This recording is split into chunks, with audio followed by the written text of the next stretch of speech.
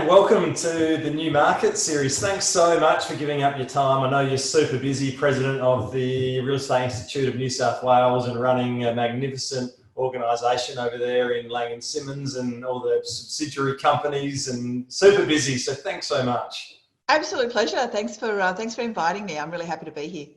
Oh, thank you. So let's get into it. We had a quick chat then about some trends that have come through during the COVID sort of crisis, and now we're kind of going through the back end of the height of it. Well, what's the things that you're seeing that you think might stick around for business owners and agents beyond this?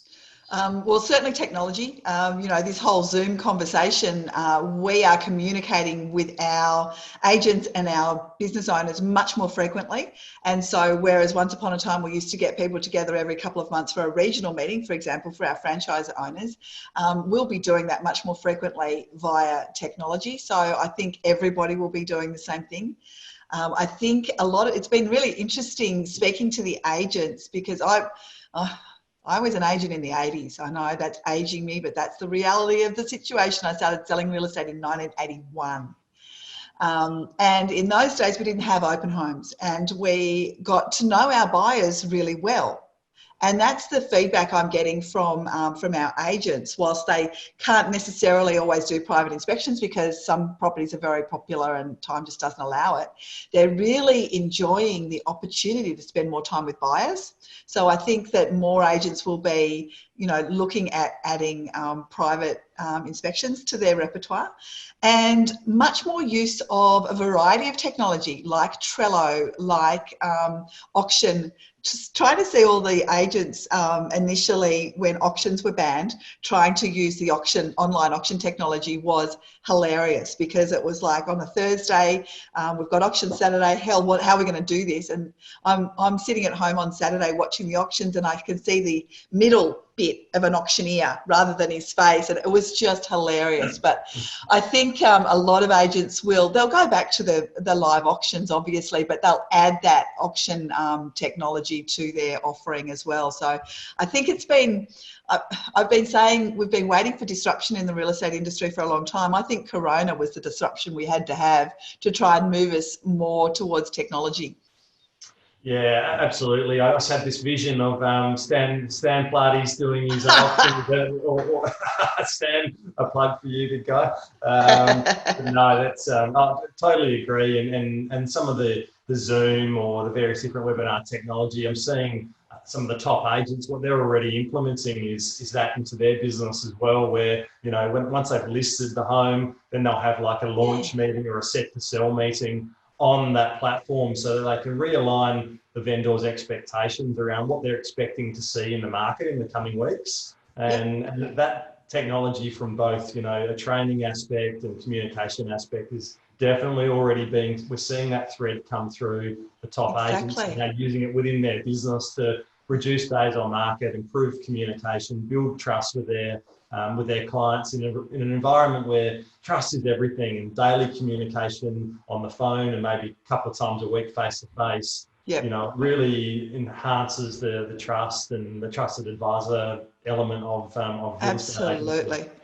And we've been doing videos for our landlords. So I've been doing a video to send out to our property managers that either they can use to communicate to the landlords, or they can copy what I say, because a lot of the time, obviously, people just don't know what to say on video.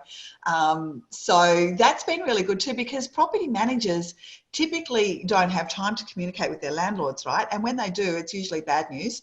There's a repair that needs to be done or whatever. And so if we can help the property managers communicate, even though it's video, it's still face-to-face, very timely and valuable information, I think that's a great way of, being more of a trusted advisor as a PM as well.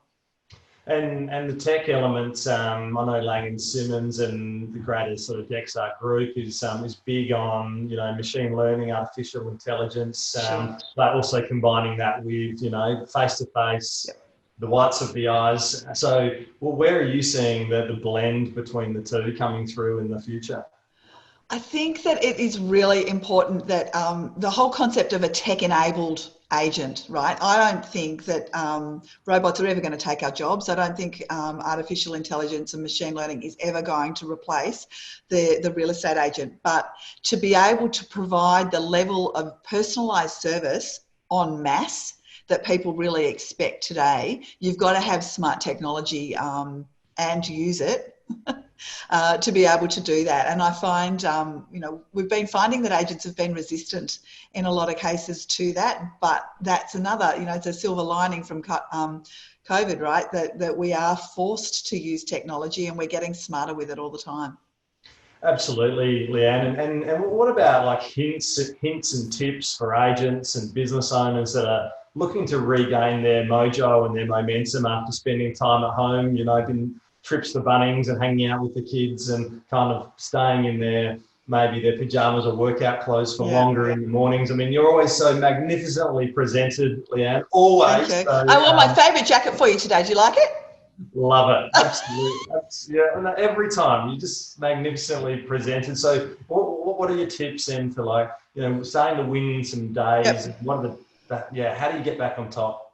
Well, and so the way that I present myself is intentional. Okay, I won't show you below the desk. I am in yoga pants and socks, but from the waist up, I always I do it on purpose because it makes me feel better. It makes me feel like I'm at work when I'm dressed like this, and I stay dressed like this all day. Right? It's not just because I'm on camera right now, but I have a morning ritual that every morning I meditate. I set my intentions for the day, and that's not just about the things I have to do. And it's little things I have to do, big things I have to do, working on the business things I have to do, but it's really about how I show up as well, because it's so easy to show up being cranky, I'm my back is killing me. I can't wait to see my masseuse. I really am in a lot of pain from sitting down for so long. But that doesn't help anybody if I show up that way. So it's really important, and I set that intention every day that I'm going to, show up with a smile on my face, and it's just about making the decision. Yeah. And then setting those habits and rituals in place, does that start sort of the night before? So do you work out, to get granular on it, do you work out what you're going to wear the night before, and you put your workout clothes out so that you're all ready to go, so that you trip out of bed into it? Yep. What are some of the hacks that, for people that are looking to just get back going again? That's exactly what I do. I do some yoga stretches and stuff at night. Because I have been promising myself I'll do them at lunchtime, but I've just been, there's been a lot going on really. At night I do my yoga stretches, I get my workout gear by the bed, I decide what I'm going to wear, I hang that up in my wardrobe, and so that leaves not too many choices when I get up first thing in the morning. Yeah. And I literally just get up and I just get going. I just go for a run. Yeah. Don't think about it too much. Just make it happen, as we say. Exactly.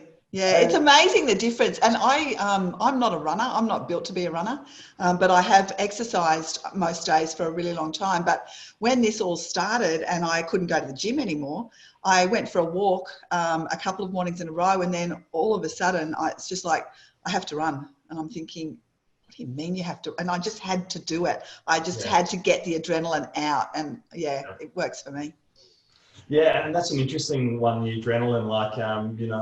I think from the outside, sometimes people look at leaders within the industry like they're indestructible, but, some vulnerability. Myself personally, last week, I thought I was going pretty well, and day by day, and then on Friday, I sort of remembered back to one of our young agents, OC, and what he said after a few weeks of COVID. He went to my business partner and he said, look, I understand we're in tough times at the moment. I haven't been at OC for long, but I don't want to lose my job. So I'm going to stack shelves at Woolworths at night time, and I'll work for free during the day. And then last week I rethought about that, and then I just started to I lost it. I just started to cry, and I was like, wow, this has actually been a pretty full on month of COVID. And, you really see how some people step up and there's we all go through tough times. How do you handle it when like the emotions get to you a bit? Yeah, it's so true. I'm not an overly emotional person, but I've got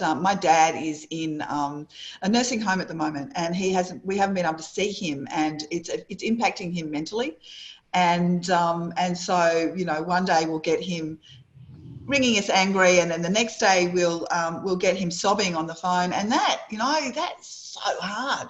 That's really hard to take. And I think it's important to understand that everybody's got a story, right? Just because this is the way I present to you right now doesn't mean I haven't got a whole lot of stuff going on behind the scenes, and everybody's the same. So we've got to be, I'm actually wearing blue today because Do It for Dolly. I don't know if you remember Dolly Everett, 14-year-old girl committed suicide 2 years ago now because she was bullied. And today is all about being kind. And that stuff. I do a lot of work with at-risk teenage girls. And so stuff like that really, I see it with the girls that I work with, and it's so important that we're kind to each other. It's so important to remember that we all deal with things differently, and the way I do it isn't right for you, but you have to respect that it's right for me. Do you know what I mean? Yeah, absolutely. And the mental health piece is a massive one at the moment, and full credit to Chris Hanley and the guys that are, they've had to postpone the second, what's the name of the conference?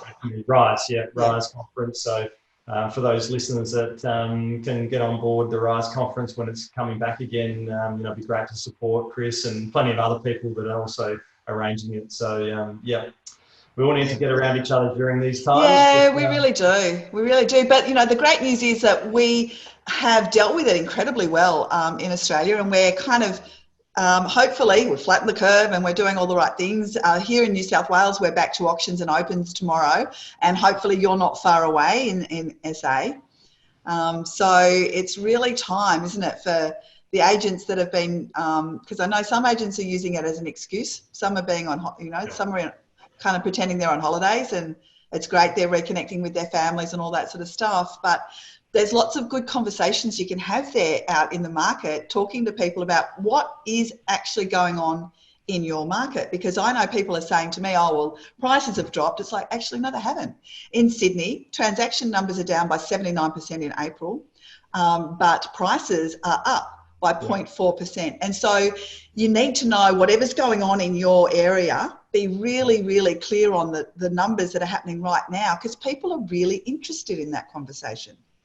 Absolutely, Leanne. I mean, to that point, Channel 9 are coming to ask my views this afternoon, because SA is going to be announcing the same measures, easing of measures as well. And, it's a good sign to the market, isn't it, that we're kind of open for business again. And there's and some of our top agents who have been hitting the phones over the last week to their customer base, they said that the time and the conversations are twice as long. People are very happy to talk, and the call connect rate is probably doubled as well, from maybe 30. Yeah, we're seeing the same thing.